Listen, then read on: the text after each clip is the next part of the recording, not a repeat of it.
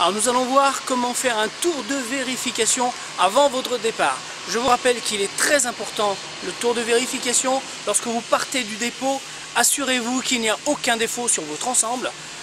Et lorsque vous partez le matin d'une aire de repos, assurez-vous que personne ne vous a fait une mauvaise plaisanterie en vous décrochant votre remorque. Nous allons faire le tour de vérification d'un camion remorque. Donc, allons-y. Alors, première chose à faire lorsqu'on arrive sur son lieu de travail, on monte dans le camion et on allume le contact afin de vérifier tous les niveaux. Allez, je mets le contact.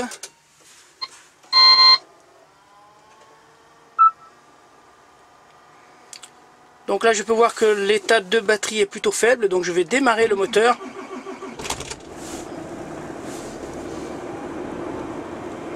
Les suspensions sont plutôt basses, donc on va laisser monter les suspensions. Donc une fois que les contrôles visuels sont effectués, eh bien je vais simplement mettre ma carte dans le chronotachygraphe. Allez, je mets ma carte.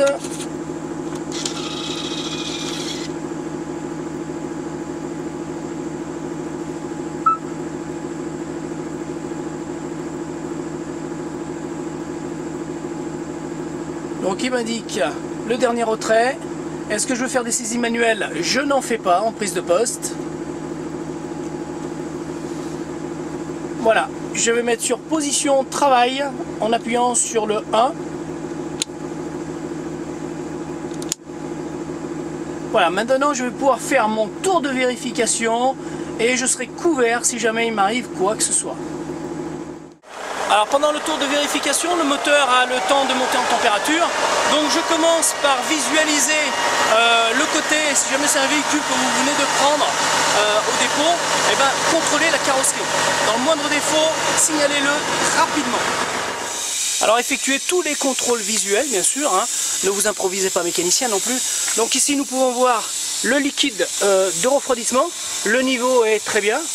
Nous constatons un problème sur la suspension de cabine, donc visiblement elle est cassée. Donc ça a signalé à l'atelier rapidement de façon à ce qu'il puisse vous la réparer avant de partir.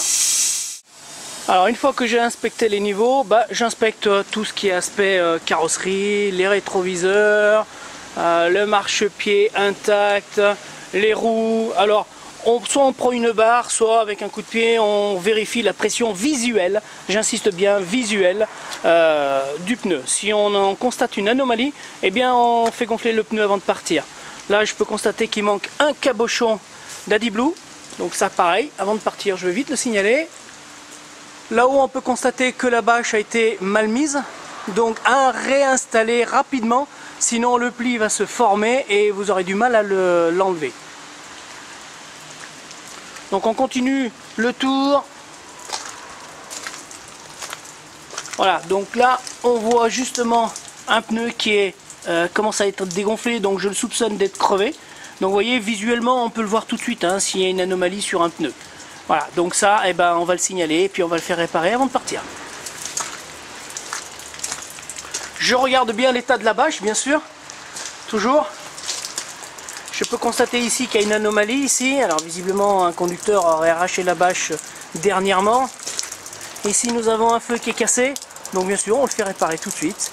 On regarde bien si les flexibles sont accrochés. Et surtout on va aller vérifier le crochet d'attelage. Pour le crochet d'attelage on a ici notre voyant vert. Donc il est bien accroché. Le verrou est bien positionné. Alors bien sûr on ouvre le porteur pour voir si la marchandise est bien arrimée en cas où il y a un chargement.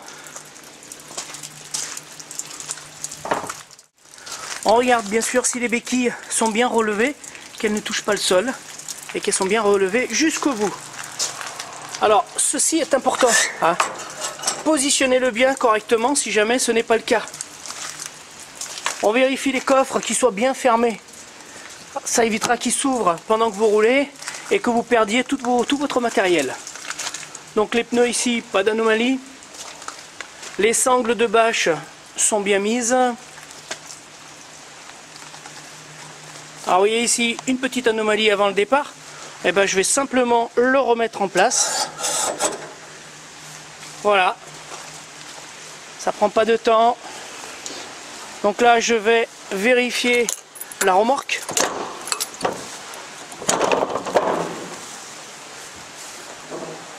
Mon transpalette est bien arrimé. J'ai bien une télécommande, j'ai bien une barre. Ok. Voilà, je continue le tour de vérification. Hop, une petite anomalie là. Je remets tout ça en place. Voilà. Je contrôle visuellement l'état des pneus. On n'oublie pas bien sûr de contrôler qu'il y a bien un extincteur qui est présent. On vérifie en haut. On vérifie l'état des pneus. On n'oublie pas aussi le positionnement du haillon.